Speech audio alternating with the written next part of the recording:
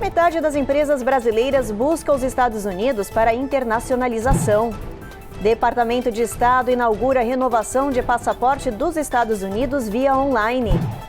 Imigração, Texas aumenta número de aviões para deportar imigrantes sem status.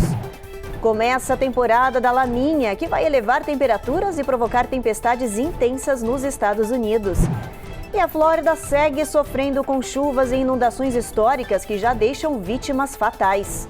O governador Ron DeSantis declarou emergência em 5 condados para poder liberar ajuda financeira a essas regiões, que ainda estão debaixo d'água.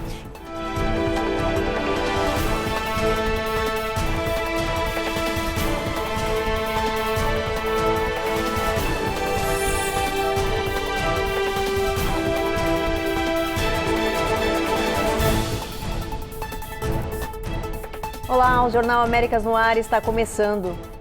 Cresce cada vez mais o empreendedorismo brasileiro aqui nos Estados Unidos. E agora uma pesquisa revela os detalhes dessa realidade.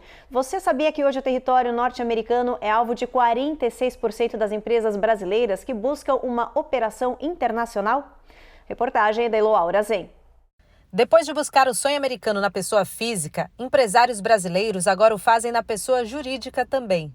Pelo menos é isso que mostra o relatório Varejo 2024 da Adyen. De acordo com um levantamento, 46% dos empresários brasileiros que pensam em internacionalizar seus negócios têm como destino os Estados Unidos. No ano passado, apenas 31% dos entrevistados miravam o solo americano, uma alta que, segundo especialistas, faz sentido. Os Estados Unidos oferecem aí uma série de oportunidades para o mercado internacional em geral, né? Não é só para o brasileiro, a gente tem que levar em consideração que todas as outras nações estão olhando para os Estados Unidos como uma opção de negócios. É um mercado consumidor gigantesco, é uma economia muito pujante, ela, por mais que a gente tenha aí as nossas intempéries, é uma economia relativamente estável. E vale lembrar também, né, tem a questão da taxa de conversão do dólar para o real, ele é muito favorável às exportações brasileiras. E as exportações podem ser de produtos e de serviços. Tá? Então, assim, considero sim que os Estados Unidos continue, siga na liderança aí como questão de atratividade para negócios brasileiros. Apesar da boa infraestrutura e da alta receptividade aos negócios estrangeiros, os Estados Unidos não são para amadores. A forte competitividade pede planejamento e excelência por parte dos empresários. Quem conseguiu vingar por aqui dá as dicas para repetir o sucesso. O que eu diria é ter o parceiro certo aqui nos Estados Unidos. Procurar todas as opções, fazer uma estratégia de mercado. Quem são os parceiros certos? Uma câmara de comércio, um parceiro logístico, um distribuidor, uma empresa que pode ajudar a fazer o branding aqui nos Estados Unidos. E fazendo uma estratégia certa, com certeza o empreendedor, o empresário brasileiro vai ter um sucesso aqui nos Estados Unidos. Os setores de varejo de luxo, alimentício e esportivo são os que mais planejam a internacionalização no Brasil, e isso não se limita ao solo americano. Os empresários brasileiros também estão de olho na Argentina, Portugal e Canadá. Fazendo direitinho, o brasileiro brilha em qualquer lugar, mas começar nos Estados Unidos pode ser uma grande vantagem. No World Bank tem o Ease of Doing Business. Os Estados Unidos ainda figura como número 6 nesse ranking, e o Brasil é número 124. Na questão de quão fácil é abrir sua empresa, quão fácil é contratar, como que está o labor pool, né, como que está a qualificação da sua mão de obra, e isso você tem aqui. Então tem mercado, tem competição, mas você vem competir com os maiores, o que isso te melhora para competir no resto do mundo. E para os brasileiros que já possuem dupla cidadania, o Departamento de Estado deu início a um programa eficiente e mais rápido de renovação do passaporte via internet. Por enquanto, apenas um número limitado de pessoas pode solicitar a renovação do documento online. A ideia é que aos poucos esse método seja ampliado. Num primeiro momento, o programa vai ser aberto diariamente ao meio-dia e vai fechar quando o limite de pessoas inscritas for alcançado. Se você quiser testar esse novo sistema de renovação, é preciso entrar no site do Departamento Americano de Estado, criar criar uma conta online e iniciar o processo. É bom lembrar que existem alguns requisitos a serem cumpridos, como, por exemplo, ter mais de 25 anos, a renovação do passaporte só pode ser feita com documentos emitidos entre 2009 e 2015 e você não pode ter informação pessoal alterada nesse documento. A ideia é acelerar o atendimento do processo de renovação, que atualmente está demorando 8 semanas. No Texas, governo estadual aumenta o número de voos para deportar imigrantes indocumentados que tiveram o processo de asilo recusado. Já em Massachusetts, autoridades ampliam o abrigo improvisado no aeroporto de Boston para imigrantes. Esses são alguns dos destaques do nosso Giro de Notícias de hoje. Indocumentados estão sendo alojados em uma área de bagagens do aeroporto de Logan, em Boston.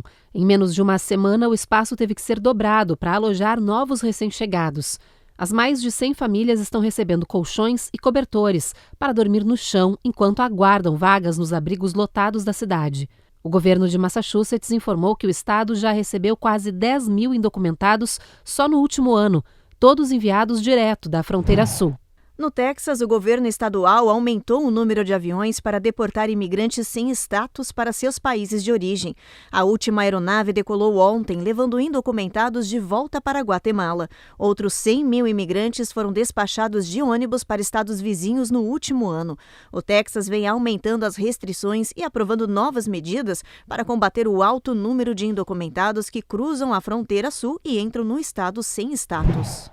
Em Chicago, as autoridades estão despejando dezenas de imigrantes que ultrapassaram o prazo de permanência nos abrigos públicos, que era de 60 dias. Muitas famílias, sem destino, estão montando barracas e tendas improvisadas na rua. Os imigrantes alegam que não possuem autorização de trabalho e que, sem emprego, não conseguem pagar um aluguel. Desde março, 962 imigrantes já foram forçados a sair dos shelters. O governo local pediu ajuda à Casa Branca para resolver a crise de imigração. No próximo bloco, tem reportagem sobre o chocante caso de atropelamento de uma criança no Tennessee. E a gente mostra também qual é a nova e polêmica ideia de São Francisco, na Califórnia, para combater a criminalidade.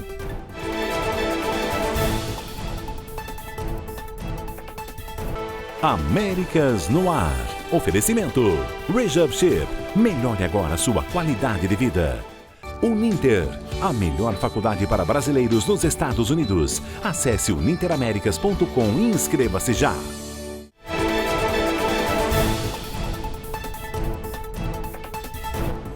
Já voltamos e com uma cena impressionante que foi registrada pela câmera da campanha de uma casa no Tennessee. As imagens mostram um menino de 4 anos sendo atropelado por um carro. Apesar do susto, o garoto passa bem. O vídeo mostra o menino de 4 anos correndo e de repente sendo atropelado. Ele voa metros de distância. A criança brincava na rua quando tudo aconteceu. A mãe foi alertada por uma vizinha e saiu correndo desesperada. O menino teve uma perna quebrada e escoriações no rosto e no corpo. Os pais de Casper Trent pediram para divulgar o vídeo como alerta para outras famílias. Eles lembraram que mesmo num bairro residencial de pouco movimento, é preciso estar supervisionando os pequenos. A polícia disse que o motorista que atropelou o menino estava dirigindo devagar, mas estava sem licença válida. Ele vai responder apenas por essa infração. A cidade de São Francisco, na Califórnia, está apostando em uma nova tecnologia para combater a criminalidade. Mas a iniciativa está causando polêmica. Nem todo mundo está gostando dessa novidade. Cerca de 100 câmeras automatizadas para fazer leitura de placas de veículos estão transmitindo ao vivo tudo o que acontece nas ruas de São Francisco. Para a polícia, hoje, elas são críticas no combate ao crime. Our goal is to maximize our use of technology to fight crime more effectively and with more precision. Essa estratégia de segurança pública foi liderada pela prefeita London Breed e aumentou o uso da tecnologia pelo Departamento de Polícia Local. If you're committing a crime, you're going to be caught. O primeiro lote dessas câmeras foi instalado há 3 meses e, segundo a prefeita, as gravações estão também ajudando cidades vizinhas. So far, we've already used what we have. As câmeras já nos ajudaram a fazer muitas prisões, de casos de roubo até estupro cometido em outras cidades, diz a prefeita. Mas muita gente acha a instalação desse monitoramento polêmica. O fundador da Electronic Frontier Foundation, Cooper Quinn, diz que duvida que a tecnologia seja usada apenas no combate ao crime e que a vigilância de pessoas livres é um grande problema. O grupo também está preocupado com possíveis ataques hackers. A prefeita diz estar ciente das preocupações com a privacidade e garantiu que as câmeras não estão sendo usadas para violações de movimento ou reconhecimento facial. Our goal is safety. Our goal is not to invade somebody's privacy. Toda tecnologia, né, tem o seu lado bom e o seu lado ruim. O lado bom, como a gente pode mencionar, é o fato de que realmente, se vocês tiverem em tempo real, a possibilidade de verificar se aquele veículo tem alguma pendência, se ele foi furtado ou roubado, né, ou se envolveu algum acidente e está fora disso, na hora você vai conseguir ver, né? Mas, por outro, né, algumas pessoas podem criticar essa falta de, vamos dizer assim, privacidade, mas eu acho que não dá, na minha opinião, né, para você ter uma coisa sem ter outra. Como o pessoal costuma dizer, não dá para você fazer uma omelete sem quebrar os ovos. Essa é a minha opinião. Um novo estudo mostra que até 43% dos lares dos Estados Unidos não armazenam armas de forma segura. Os dados são preocupantes, segundo as autoridades, porque mostram o quanto vidas podem estar em perigo diante dessa falta de cuidado. Segundo o Centro de Controle e Prevenção de Doenças, as armas de fogo são a principal causa de morte entre crianças de 0 a 19 anos aqui no país. Os últimos dados oficiais do governo de 2021 mostram que mais de 4.700 mortes pediátricas acontecem por ano por causa das armas, e muitas dessas mortes não são intencionais. O estudo do CDC mostra que o maior erro de quem tem armamento em casa é guardar eles carregados, destravados, perto das munições ou fora das caixas lacradas, que exigem biometria para serem abertas, por exemplo. No Oriente Médio, aumenta a tensão contra o Hamas em Gaza e o Hezbollah na fronteira com o Líbano. Vídeos mostram Israel usando uma arma de guerra que lança bolas de fogo do século XVI. Enquanto os ânimos se acirram no campo de guerra, as negociações para um cessar-fogo continuam intensas no Catar. As últimas informações da guerra você acompanha agora com o enviado especial da Record, Matias Brotero. O grupo terrorista Hezbollah fez novos ataques contra Israel nesta sexta-feira. Nos últimos 3 dias, ao menos 16 drones com explosivos foram lançados contra território israelense. 11 deles foram interceptados. As forças de defesa de Israel também afirmaram que 35 foguetes foram disparados a partir do Líbano e provocaram incêndios em cidades ao norte de Israel. Em resposta, caças israelenses atingiram estruturas do Hezbollah. O conflito na região se torna mais intenso em meio ao impasse sobre a proposta para um cessar-fogo na faixa de Gaza. Nesta semana, o Hamas pediu alterações no texto do acordo de paz proposto pelos Estados Unidos. Hoje, em entrevista a uma emissora americana, o porta-voz do grupo terrorista afirmou que não sabe quantos dos 120 reféns ainda estão vivos. Mais cedo, o Hamas afirmou que 2 reféns israelenses mantidos em Gaza foram mortos num bombardeio há alguns dias na região de Rafah. Israel não confirmou as informações. Matias Brotero, para o Américas no Ar. No próximo bloco, cidade de Nova York quer proibir máscaras no metrô diante do aumento da violência. E tem boa notícia para o bolso do brasileiro. O preço médio da gasolina no país segue caindo e já atinge nível pré-pandemia.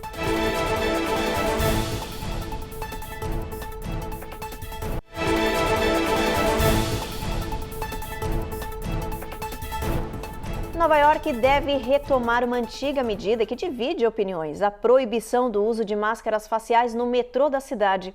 Os detalhes com a repórter Carolina Camargo. A governadora Kathy Hochul disse em uma coletiva de imprensa que o objetivo da nova regra é combater a onda de crimes no metrô com pessoas usando máscaras. We will not tolerate individuals using masks to evade responsible for criminal or threatening behavior. Não vamos tolerar que indivíduos usem esse comportamento para fugir de atos criminosos ou ameaçadores. As pessoas não deveriam poder se esconder atrás de uma máscara para cometer crimes. O novo projeto de lei será apresentado ao Legislativo Estadual para votação. A proibição das coberturas faciais já existia em Nova York, mas foi suspensa durante a pandemia de Covid-19. A ideia é que agora ela seja retomada como uma medida de segurança pública. Se aprovada, a nova regra deverá ter exceções por razões culturais, religiosas ou relacionadas à saúde, como, por exemplo, pela má qualidade do ar causada pelas queimadas no Canadá. Não foi anunciado quando será a votação dessa nova regra. a consideração dessa proibição de máscaras faciais nos metrôs de Nova York vem um momento muito delicado, não só para o país, mas quando a gente considera de maneira geral as crises mundiais que vêm acontecendo e a instabilidade. E por um lado a gente tem um aumento dos casos positivos de Covid na cidade de Nova York, um alerta de saúde sobre a qualidade do ar recentemente emitido pelo Departamento de Conservação Ambiental do Estado, e por outro existe uma preocupação importante com a segurança, pensando nesse aumento de vandalismo, dos atos criminosos antissemitas que vem acontecendo. Ativistas e comentaristas da saúde pública entraram em apelos para que essa proibição não aconteça e, de fato, não há uma garantia que os atos criminosos vão parar depois que essa medida for tomada. A questão vai ter que ser vista com ainda mais cautela quando a gente coloca na equação, além da saúde, o fator cultural e religioso. E essas nuances que, segundo a governadora, vão ser observadas, realmente deverão ser levadas em consideração para que outras insatisfações e conflitos não se iniciem. Mudando de assunto, se você está pensando em comprar uma casa agora aqui nos Estados Unidos, a orientação dos especialistas é para esperar. É que os preços dispararam tanto que foi criado até um ranking das cidades consideradas impossíveis de se morar. 4 cidades estão no topo do ranking dos locais mais inacessíveis para comprar uma casa nos Estados Unidos, e todas elas ficam na Califórnia. Segundo o relatório anual demográfico de acessibilidade de habitação, São José, no coração do Vale do Silício, está em primeiro lugar, seguido de Los Angeles, São Francisco e San Diego. Essas regiões estão com propriedades com valores acima da realidade populacional. Os preços das moradias ultrapassam $1 milhão. Para chegar a essa lista, foram avaliados os preços médios das casas e dos rendimentos das pessoas. Honolulu, no Havaí, aparece em 5º lugar no ranking. A procura pelo clima ameno, paisagens belíssimas e estilo de vida tranquilo levaram os preços dos imóveis a níveis exorbitantes. Nessa região, os valores também estão acima de $1.200.000. O relatório anual demográfico de acessibilidade de habitação também apontou quais os lugares mais baratos para se comprar uma casa nos Estados Unidos. São em Pittsburgh, Rochester e São Luís. E agora uma boa notícia para o bolso de quem vive aqui nos Estados Unidos. Apesar dos preços ainda estarem de uma forma geral elevados, o valor da gasolina está mais barato 2 anos após bater recorde. O preço nas bombas está a quilômetros de distância do registrado em 2022, que assustou todo mundo. Hoje, segundo o levantamento da AAA, a média nacional da gasolina comum está em $3,46 o galão. Isso é quase $2 a menos do pico registrado 2 anos atrás e 13 centavos mais barato do que o mesmo período do ano passado. Especialistas explicam que a redução constante dos preços desde meados de abril ajudou a aliviar a pressão dos consumidores com a falta de dinheiro para suprir as necessidades básicas.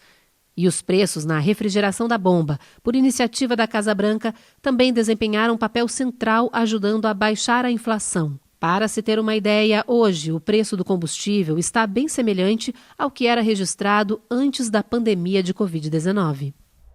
Agora a gente traz um alerta do Centro de Controle e Prevenção de Doenças sobre problemas graves ligados ao consumo de alguns produtos, como chocolates e gummies.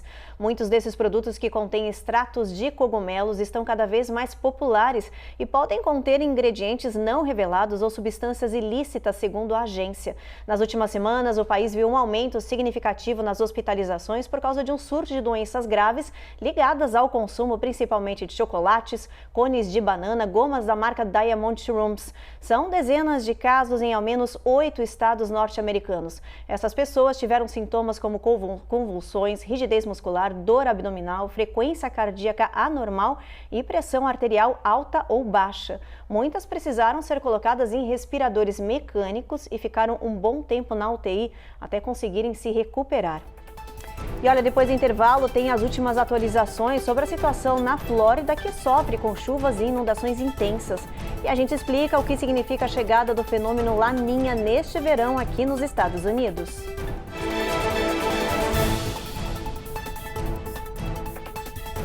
Américas no Ar. Oferecimento Rejab Ship. Melhore agora a sua qualidade de vida. Uninter, a melhor faculdade para brasileiros nos Estados Unidos. Acesse uninteraméricas.com e inscreva-se já.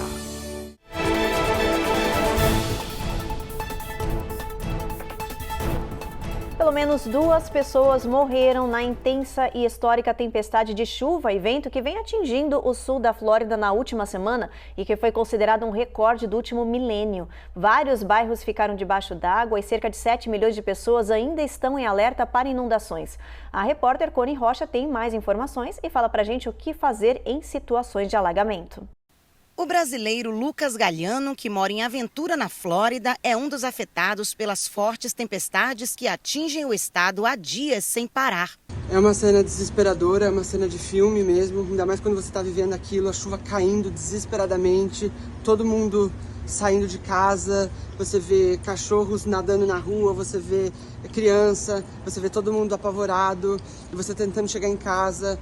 Eu lembro que quando eu saí daquele carro, eu só queria chegar na minha casa e saber se minha filha e minha esposa estavam bem. O condomínio do brasileiro foi completamente invadido pela água da chuva. Nem os carros da família escaparam. Assim como Lucas, milhares de pessoas estão contabilizando os estragos em Miami, Fort Lauderdale, Sarasota e outras grandes cidades. O governador Ron DeSantis declarou emergência em 5 condados para poder liberar ajuda financeira a essas regiões, que ainda estão debaixo d'água, e alertou que esse tempo ruim severo deve durar até amanhã cedo, com mais risco de inundações. As autoridades dizem que com tanta chuva assim, o solo está encharcado e a absorção da água deve demorar para baixar, o que significa que os moradores vão precisar de paciência. Alguns condomínios já se anteciparam e alertaram que os prejuízos vão ficar por conta do próprio morador. Todo mundo que mora no primeiro piso está recebendo do condomínio, aqui ó, tá vendo ó? Está recebendo um papelzinho dizendo que o condomínio não se responsabiliza por nenhum dano na propriedade. É bom lembrar que cada prefeitura tem uma regra específica em situações como essa. Por isso, é preciso checar. Já quem tem carro afetado pela água da chuva, é bom verificar a cobertura do seguro. Para vocês terem noção do nível que chegou, olha o carro como é que ficou. Foi levado pela água. Olha esse outro aqui. Foi levado pela água também. Olha o latão de lixo. Os meteorologistas dizem que essa precipitação é resultado de um sistema desorganizado que está cruzando a Flórida rumo ao Oceano Atlântico e que ainda pode virar uma depressão tropical, a primeira da temporada de furacões. Segundo os especialistas, esse tipo de chuva torrencial acontece uma vez em cada 1000 anos. Mas por causa das mudanças climáticas, cenas como essas podem se tornar cada vez mais comuns. A superfície do mar e a atmosfera cada vez mais quentes servem de combustível para tempestades fortes e intensas. E a gente segue falando de clima porque o fenômeno El Niño acabou e abriu espaço para a chegada da Laninha. Em breve ela deve se estabelecer e impactar os Estados Unidos, mudando completamente as previsões para os próximos meses. Os especialistas em clima dizem que agora estamos em uma fase neutra entre os 2 eventos climáticos. É aos poucos que, neste começo de verão, a Laninha vai se construindo e ganhando corpo até se estabelecer por completo. E a previsão é que o fenômeno só esteja agindo em sua plenitude a partir de setembro, durante o pico da temporada de furacões do Atlântico. E isso é um motivo grande de preocupação. Os meteorologistas alertam que os verões impactados pela Laninha após um inverno forte de El Niño têm sido historicamente alguns dos mais quentes já registrados nos Estados Unidos. Com isso, não tem escapatória. Essa temporada que chega deve ser de temperaturas recordes e eventos climáticos bem extremos. É que o calor forte não estará somente no ar, mas também na temperatura dos oceanos, facilitando a formação de tempestades e tornando bem mais intensa a temporada de furacões. Então, é bom se preparar. As autoridades avisam que quem vive em áreas costeiras do país deve sofrer grandes impactos com o clima vulnerável e extremo nos próximos meses. Vamos dar uma olhadinha no nosso mapa, ver como é que está o clima para esse final de semana em boa parte aqui do país, incluindo a Flórida, com essas chuvas aí que estão passando em toda a região.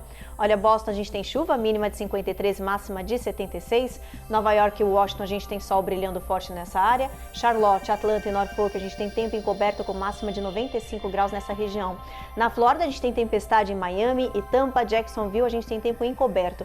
New Orleans o sol vai brilhar forte o dia inteiro com máxima de 97. Esse sol segue intenso em Houston, 95 graus de máxima. San Antônio, a máxima não passa de 98, mínima de 78. El Paso, o calor sobe um pouco mais, a gente tem sol intenso, 105 graus de máxima.